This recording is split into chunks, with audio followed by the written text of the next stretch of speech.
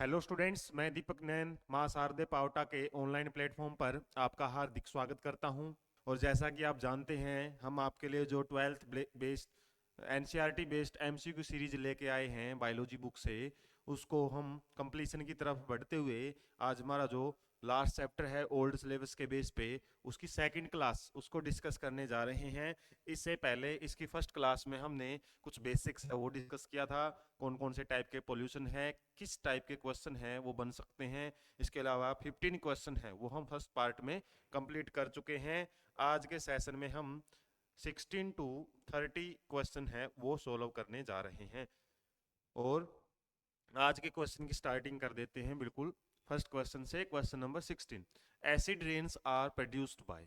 Acid rain है वो produce होती है, उसका रीजन क्या है।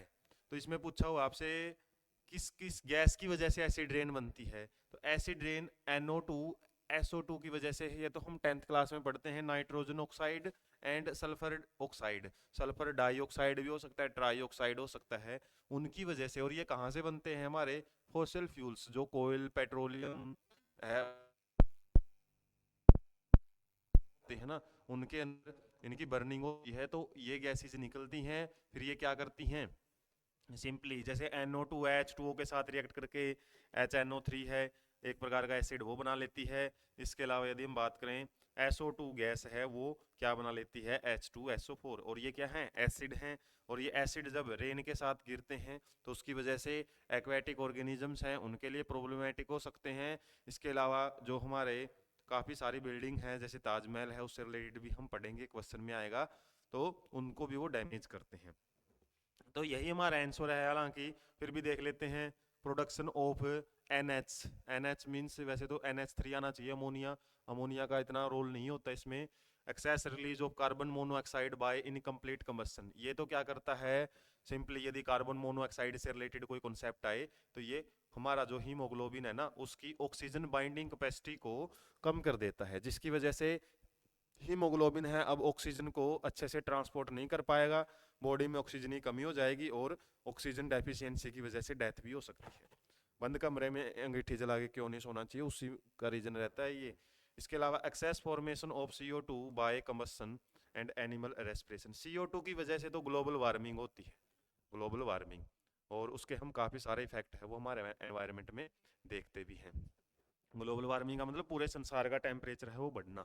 उसके बाद next, green house effect is warming due to. तो ग्रीन हाउस इफेक्ट क्या होता है? सिंपली जब टेम्परेचर बढ़ता है, ग्लोबल वार्मिंग और ग्रीन हाउस इफेक्ट में थोड़ा सा रिलेशन क्या है कि ग्रीन हाउस इफेक्ट एक पार्टिकुलर जगह का होता है, जैसे क्लाउड वगैरह है। वैसे तो ग्रीन हाउस वर्ड किससे रिलेटेड है?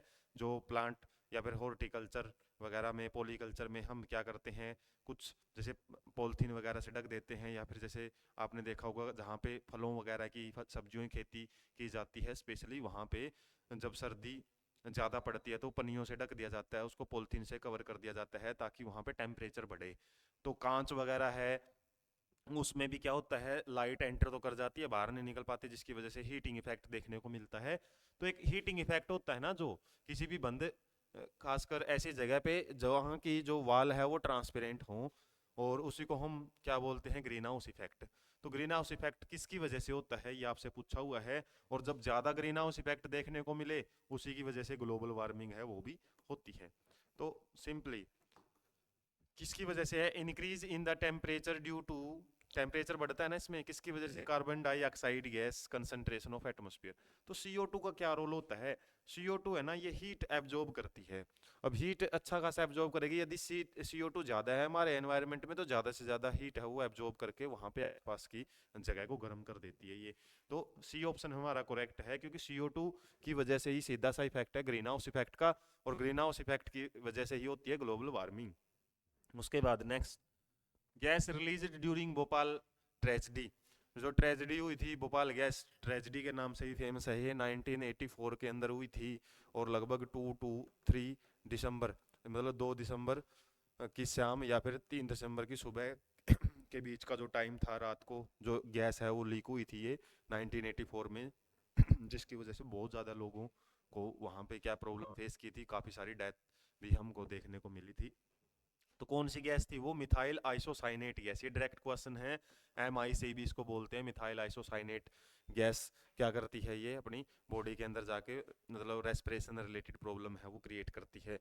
उसके बाद next, most hazards metal pollutant. तो मेटल पोल्यूटेंट पूछा हुआ है आपसे, ऑटोमोबाइल से कौन सा मेटल पोल्यूटेंट निकलता है जो कि प्रॉब्लम क्रिएट करता है एनवायरनमेंट में? तो मेटल पोल्यूटेंट तो आपने कई जगह पेट्रोल पंप पे लिखा मिलता है, lead free petrol, lead free petrol. और पेट्रोल में लेड को मिला दिया जाता है, कुछ ना कुछ उसकी मान लो क्वांटिटी वगैरह या वजन, हालांकि वॉल्यूम वगैरह इंक्रीज करने के लिए कुछ इसका बेनिफिट रहते हैं, इसलिए कई जगह मिला देते हैं इसको। किस केस में? मतलब अपना पर्सनल बेनिफिट, ग्रीडी की वजह से मिला देते हैं इसलिए। लेकिन ये लेड वाला जो अल्कोहल है जब बर्न या फिर पेट्रोल है जब जलता है ऑटोमोबाइल में, तो क्या मेटल पोल्यूटेंट निकलता है? इसमें से लेड निकलता है जो कि एनवायरमेंटल पोल्यूशन का काम कर सकता है। तो लेड ही एक मेटल पोल्यूटेंट है। इसके अलावा मरकरी वगैरह है ना, इसकी वजह से वाटर पोल्यूशन देखने को मिलता है। इसके भी क्वेश्चन हम डिस्कस करेंगे। तो कुछ पर्टिकुलर मेटल्स है ना, वो आपको याद रखनी पड़ेंगी कि कौन सा एक पोल्यूटेंट है, किस पर्टिकुलर पोल्यूशन में ही आपको मिलता है। तो ऐसे क्वेश्चन डायरेक्ट मिलते हैं आपको कई टाइप में। Next, ultraviolet radiations from sunlight cause the reaction which produce. तो थोड़ा सा इजी सा क्वेश्चन भी है, डीप सा क्वेश्चन है कि अल्ट्रावायलेट जो यूवी रेज होती हैं उसकी वजह से, जो सनलाइट से निकलती है ना, तो किसके रिएक्शन देखने को मिलती है? तो O2 रिएक्शन करता है, SO2 करता है, या CO2 या CH4। तो यूवी की वजह से जो होने वाली रिएक्शन है वो क्या है? O2 की रिएक्शन जब ऑक्सीजन एटम के साथ ये करता है, सिंगल एटम के साथ, तो O3 बनता है। ओजोन फॉर्मेशन से रिलेटेड क्वेश्चन है ये यूवी रेज की प्रेजेंस में। और जब O3 को मिल जाता है CFC क्लोरोफ्लोरोकार्बन, तो ये O2 प्लस फ्री ऑक्सीजन में टूट जाता है। तो ये याद रखना आपने, फॉर्मेशन कैसे होती है और डिप्लेशन कैसे होता है ओजोन का। तो वहां से क्वेश्चन है। तो ऐसे तो कोई गैसेज ने, जैसे SO2 बनने के लिए तो सिंपल कंबस्शन करना पड़ता है सल्फर का ऑक्सीजन की प्रेजेंस में, तो SO2 या SO3 गैस है वो बन जाती है। कार्बन भी ऐसे ही कार्बन डाइऑक्साइड गैस प्रोड्यूस करता है। मीथेन तो हमने पढ़ा था प्रीवियस पार्ट में भी, LPG में मिलता है। इसके अलावा CNG में मिलती है ये गैस काफ़ी ज़्यादा अमाउंट में। इसके अलावा जो बायोगैस होती है गोबर गैस प्लांट से बनती है, उसके अंदर भी मिलती है। तो इस तरीके से हम देख सकते हैं हमारे पास जो O2 की रिएक्शन ऑक्सीजन के साथ, ऑक्सीजन एटम के साथ होती है ना, वही अल्ट्रावायलेट रेज की वजह से होती है। हाईएस्ट DDT डिपोजिशन सेल अकर, मतलब ज़्यादा से ज़्यादा जो DDT की डिपोजिशन कहाँ पे मिलेगी? एक प्रकार से ये आपका बायो मैग्निफिकेशन टॉपिक से क्वेश्चन है। बायो मैग्निफिकेशन क्या होता है? जिसके अंदर जो एक्वेटिक फूड चेन में टॉक्सिक सब्सटेंस की अमाउंट ट्रॉपिक लेवल से जैसे अगले ट्रॉपिक लेवल बढ़ते हैं तो बढ़ती मिलेगी। जैसे आपका फाइटोप्लैंक्टन है, फाइटोप्लैंक्टन, उसके बाद उसको कौन खाता है? जू प्लैंक्टन। उसके बाद उसको कौन खाएगा? सिंपली जो एक्वेटिक स्मॉलर एनिमल्स या फिर इंसेक्ट भी आप मान सकते हो। इंसेक्ट को कौन खाते हैं? जैसे इसमें दिया भी हुआ है। इसके अलावा क्रैब वगैरह खा जाते हैं।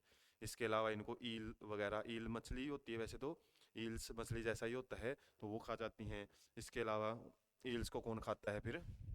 लार्ज फिशीज है वो भी खा जाती हैं, लार्ज फिशीज। इसके अलावा फिर उनको कौन खाता है? बर्ड्स वगैरह वो खा जाती हैं। वैसे तो 4 से 5 ट्रॉपिक लेवल ही रहते हैं, ये ज़्यादा दिखाई दे दिए, लेकिन मेनली 5 तक ट्रॉपिक लेवल ही मिलते हैं आपको।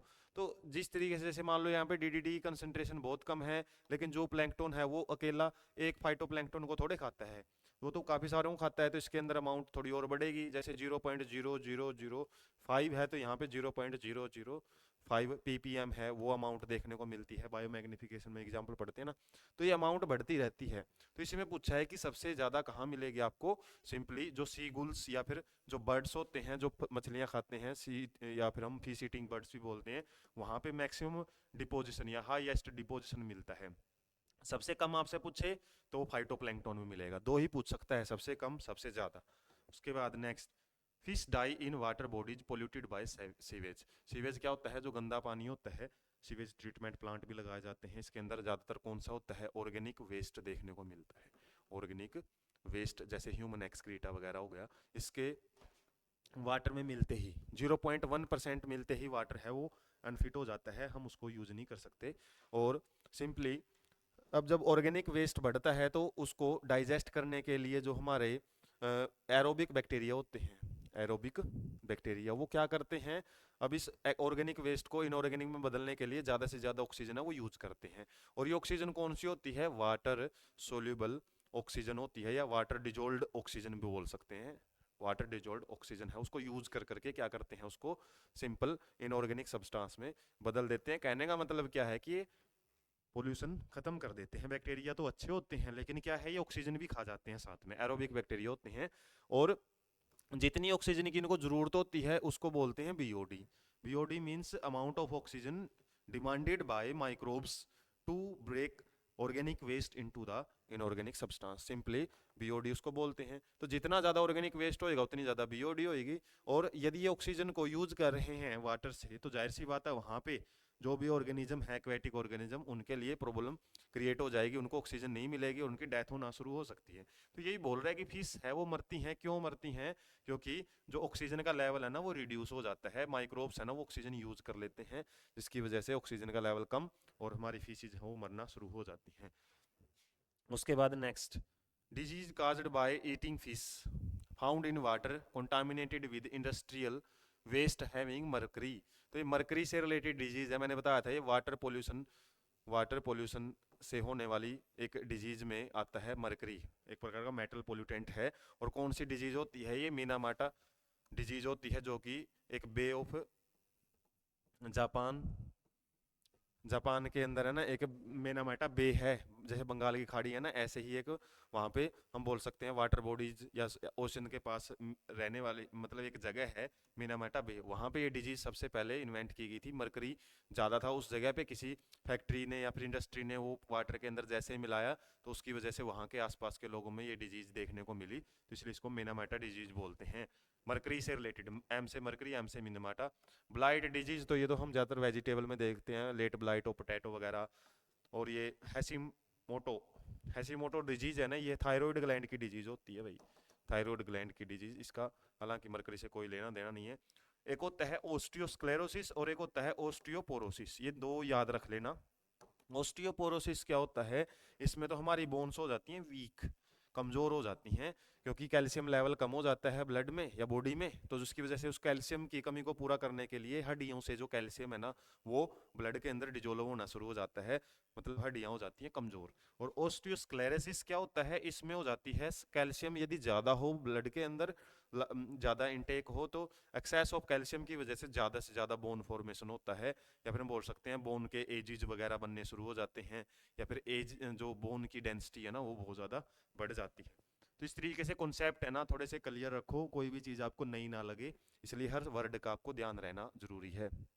Next, atmosphere of big metropolitan cities, जो बड़ी शहर होते हैं उनके अंदर ज़्यादातर एटमोस्फियर या फिर एयर पोल्यूशन है ना वो किसकी वजह से होता है, सबसे ज़्यादा पोल्यूशन किसकी वजह से है वहाँ पे क्या है, ऑटोमोबाइल एग्जॉस्ट। यदि आप शहरों में रहते हो या फिर जैसे गाँव के अंदर ठंड ज़्यादा मिलती है, शहरों में कम मिलती है, तो वो किस रीजन से, वहाँ पे जो धुआं है, धुएं में क्या है, CO2 है। CO2 क्या करती है, हीट एब्जॉर्ब ज़्यादा करती है, तो गर्मी ज़्यादा मिलेगी वहाँ पे, तो एयर की वजह से वहाँ पे एक प्रकार का ग्लोबल वार्मिंग तो नहीं है, ग्रीन हाउस इफेक्ट भी देखने को मिलता है। तो ऑटोमोबाइल एग्जॉस्ट की वजह से ज़्यादा आपको एटमॉस्फेरिक पोल्यूशन देखने को मिलता है। पेस्टिसाइड तो हम खेतों में यूज करते हैं। हाउस होल्ड वेस्ट है वो इतना नहीं होता जितना ऑटोमोबाइल वेस्ट ज़्यादा होता है।